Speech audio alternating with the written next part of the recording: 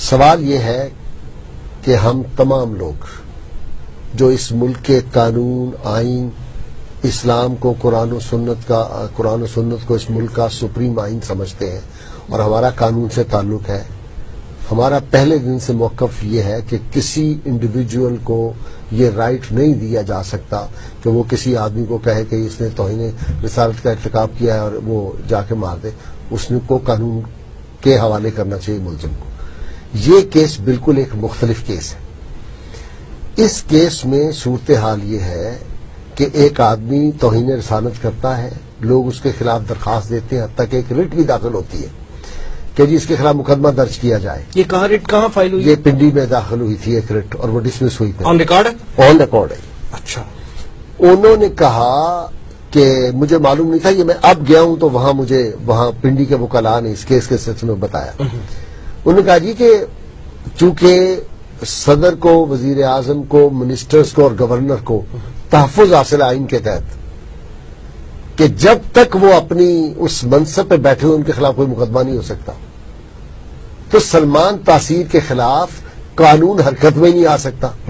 ایک بات ہے، جب تک یہ اپنے منصب پہ بیٹھے ہوئے ہیں ان کے خلاف نہیں ہو سکتا۔ اب دیکھیے مسئلہ یہ ہو گیا کہ ایک آدمی کو قانون اور آئین کے تحت تحفظ حاصل ہے، اس کے خلاف قانونی چارہ جوئی ہو نہیں سکتی، جرم اس نے کر دیا، اور پھر نہ صرف یہ جرم کیا، اس جرم کے اوپر وہ مسلسل ڈٹا ہوا ہے بار بار، اور وہ آ کے میڈیا پہ بھی کہہ رہا ہے اور میڈیا والوں کو بھی ساتھ شامل کر رہا ہے کہ میں بڑا مقدس مشن پہ جا رہا ہوں، آپ نے میرا ساتھ دینا ہے، اور ان کو بھی اپنے ساتھ شامل کر رہا ہے، یعنی تشدد کے ساتھ۔ یہ اشتعال دلانے والی بات۔ اشتعال۔ اور دوسری طرف کیا ہے آپ دیکھیں، پورے ملک کے تمام مسالک علماء متفق ہیں اور اسی طرح متفق ہوئے جیسے 74 کی تحریک ختم نبوت میں متفق ہوئے تھے، اور جب بھٹو کے دور میں ان کو غیر مسلم قرار دیا گیا تھا، پورے ملک میں تمام علماء نے یہ فتویٰ دے دیا کہ یہ کافر ہو چکے ہیں، اس قانون کو کالا اور ظالمانہ کہہ کے، اور بعض مفتیان کرام نے، بڑے مشہور علماء دین نے اس کے قتل کا فتویٰ بھی جاری کر دیا ہوا تھا۔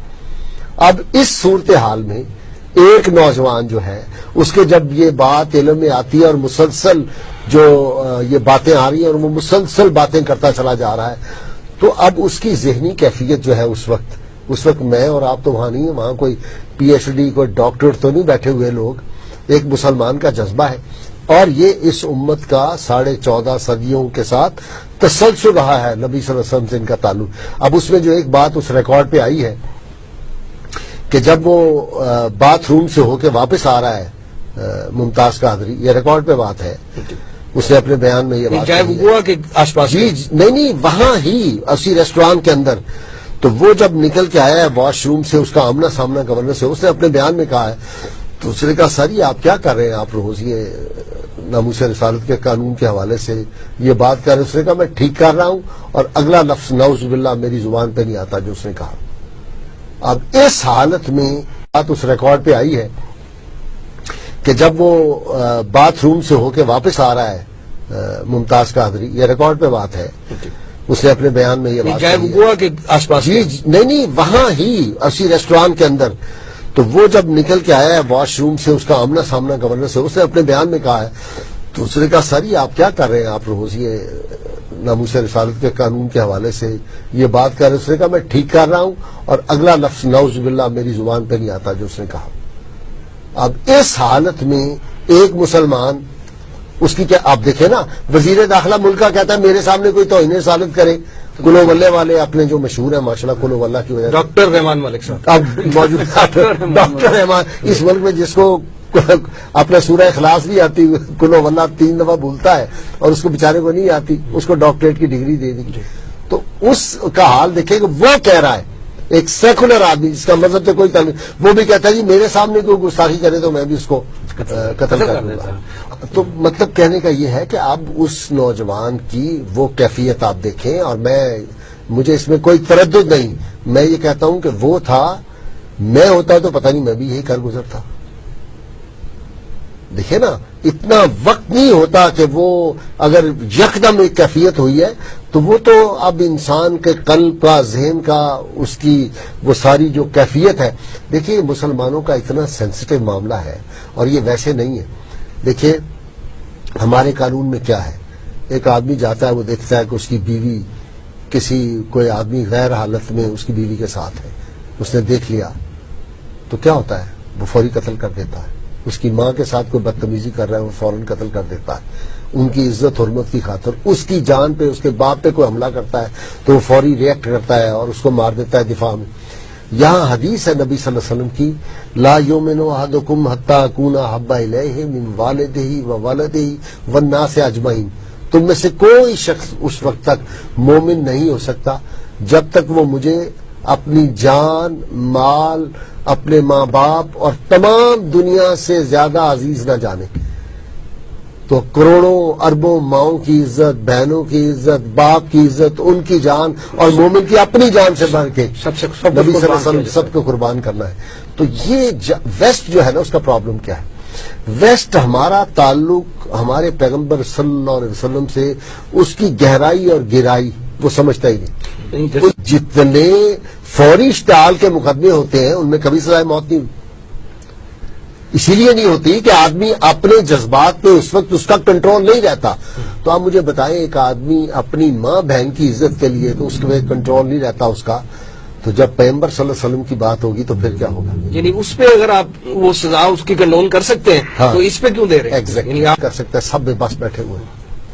تو جس ملک میں آلریڈی یہ صورتحال ہو، وہاں پہ گورنر جس کے پاس قانون کا خزانہ ہو، اور یہی نہیں ہے اس کا جب یہ آن جہانی کا قتل ہوا ہے تو اس کے بعد اس کی بیٹی کا اور بیٹے کے آپ نے دیکھا جو انٹرویو آئے ہیں، انہوں نے کہا جی ہمارے والد صاحب کا اگلا سٹیپ یہ تھا کہ یہ جو قادیانیوں کو غیر مسلم اقلیت قرار دیا گیا تھا آئین پاکستان میں، اس میں بھی وہ تبدیلی چاہتے تھے. اور جب فیوچر پلانز میں یہ فیوچر پلان میں شامل تھا. اور میں اب یورپ کے دورے پہ گیا ہوا تھا تو وہاں مجھے انہوں نے بتایا کہ اس کی بیٹی وہاں پہ گئی ہوئی تھی اور وہاں ایک تقریب ہوئی، اور اس تقریب میں جو لوگ، ایک نوجوان وہاں مجھے ملا جو انجینئر تھا، شامل ہوا، اس نے سنا ہے وہ کیس.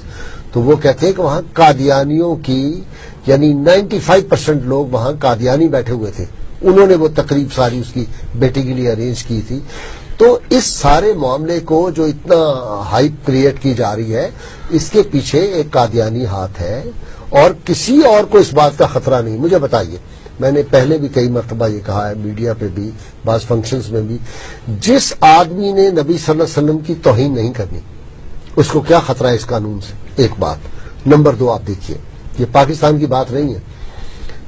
سلمان رشدی نے نبی صلی اللہ علیہ وسلم کی شان میں توہین کی، تسلیمہ نسرین نے کی. اس وقت سے جب تک انہوں نے، اور یہ جو پیچھے کارٹونوں پہ جو کچھ ہوا ہے اس امت پہ، تو یہ مسلسل وہ اشتعال ہے جو اشتعال مسلسل بڑھتا چلا جاتا ہے وقت کے ساتھ ساتھ. عدالت نے یہ بھی غلط کہہ دیا، انہوں نے کہا، عدالت نے اپنے فیصلے میں لکھا ہے اس کے ممتاز قادری کے کیس میں کہ جی نبی صلی اللہ علیہ وسلم کے گستاخ کی سزا یقیناً موت ہے، لیکن اس کیس میں اشتعال جو تھا، اگر گورنر نے کچھ کیا بھی تھا تو اس نے تو نومبر میں کیا تھا اور 4 جنوری کو اس کا قتل ہوا ہے، تو اشتعال فوری نہیں تھا. یہ اشتعال جو ہے یہ پرسسٹنٹ ہے، یہ تو بڑھتا چلا جاتا ہے وقت کے ساتھ ساتھ. اور یہ فوری جو ہے، مطلب کل جو تھا اشتعال آج اس سے زیادہ ہے، آنے والے دن کو اس سے بھی زیادہ ہوگا. اتنی دیر ہوگی سلمان رشدی نے یہ بکواس کی تھی، آج تک وہ بڑھ رہی ہے اس کی نوعیت. اس وقت سے جب تک انہوں نے، اور یہ جو پیچھے کارٹونوں پہ جو کچھ ہوا ہے اس امت پہ، تو یہ مسلسل وہ اشتعال ہے جو اشتعال مسلسل بڑھتا چلا جاتا ہے وقت کے ساتھ ساتھ. عدالت نے یہ بھی غلط کہہ دیا، انہوں نے کہا، عدالت نے اپنے فیصلے میں لکھا ہے اس کے ممتاز قادری کے کیس میں کہ جی نبی صلی اللہ علیہ وسلم کے گستاخ کی سزا یقیناً موت ہے، لیکن اس کیس میں اشتعال جو تھا، اگر گورنر نے کچھ کیا بھی تھا تو اس نے تو نومبر میں کیا تھا اور 4 جنوری کو اس کا قتل ہوا ہے، تو اشتعال فوری نہیں تھا. یہ اشتعال جو ہے یہ پرسسٹنٹ ہے، یہ تو بڑھتا چلا جاتا ہے وقت کے ساتھ ساتھ. اور یہ فوری جو ہے، مطلب کل جو تھا اشتعال آج اس سے زیادہ ہے، آنے والے دن کو اس سے بھی زیادہ ہوگا. اتنی دیر ہوگی سلمان رشدی نے یہ بکواس کی تھی, آج تک وہ بڑھ گئی ہے اس کی نوعیت. بالفرض ہم کہتے ہیں فوری نہیں کنورسیشن ہوئی, یعنی اس نے کہا اپنے بیان میں ممتاز قادری نے اپنے بیان میں کہا کہ میری سارے وہ الفاظ دہرائے اور اس کا کچھ حصہ ایسا گستاخانہ الفاظ پہ ہے جو میں اپنی زبان پہ نہیں لا سکتا. لیکن عدالت کے ریکارڈ میں ہے. ہاں یقیناً حافظ شیراز نے کہا تھا 1000 بار بشویم دہن بمشک و گلاب ہلوز نامے تو گفتند قوال بے ادبیست, کہ 1000 بار آپ کا نام نامی لینے سے پہلے میں اپنی جو لب ہے اور زبان ہے اس کو دھو لوں عطر و گلاب سے, پھر بھی میں سمجھتا ہوں کہ ادب کے تقاضے پورے نہیں ہو سکتے. تو اس ہستی کے معاملات شان میں گستاخی کی اور بیگ صاحب نے بڑی, یعنی میں سمجھتا ہوں کہ بڑے منجے ہوئے کسی قانون دان کی بات انہوں نے کمال کی کر دی ہے کہ وہ جب سامنے آیا ہے تو وہ اب ساری بیک گراؤنڈ آپ ذہن میں رکھیں تو وہ اشتعال فوری بن گیا ہے, سڈن ہے وہ فوری.